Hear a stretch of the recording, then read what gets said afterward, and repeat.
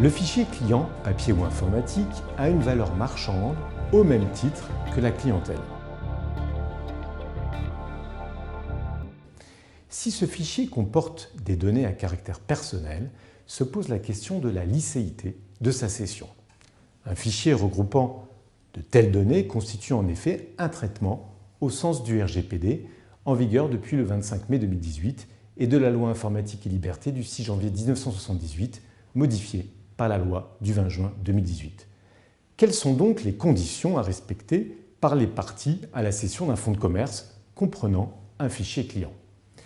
La cession du fichier n'est envisageable que si le cédant a respecté la réglementation lors de sa constitution. Il devra, entre autres, avoir recueilli le consentement du client, offert à celui-ci le droit de le retirer à tout moment, limiter la collecte des données à une finalité, permis au client d'exercer ses droits d'accès aux informations. Lors de la cession, il devra, le cédant, à nouveau recueillir le consentement du client, sauf si lors de la constitution, il l'avait anticipé. Le cessionnaire devra informer les clients du transfert de leurs données, les clients pouvant s'y opposer. Il devra obtenir leur accord s'il entend les utiliser pour d'autres finalités. Les deux parties doivent prendre les mesures techniques et organisationnelles pour protéger les droits des clients, la confidentialité et la sécurité des données. Quelles sont les sanctions encourues à défaut de respect de ces conditions? La cession d'un fichier client non conforme est nulle. Dans un arrêt du 25 juin 2013, la Cour de cassation avait jugé que le fichier non déclaré à la CNIL est un fichier insusceptible d'être vendu.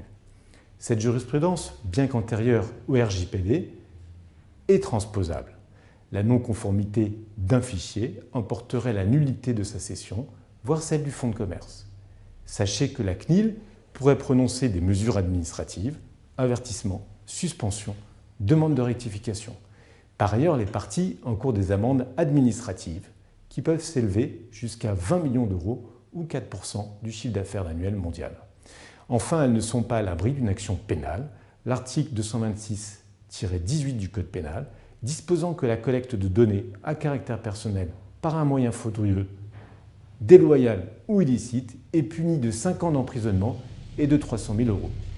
En conclusion, tous les fichiers clients ne sont pas cessibles lors d'une cession de fonds de commerce. Un audit de ces fichiers précédant la cession est indispensable.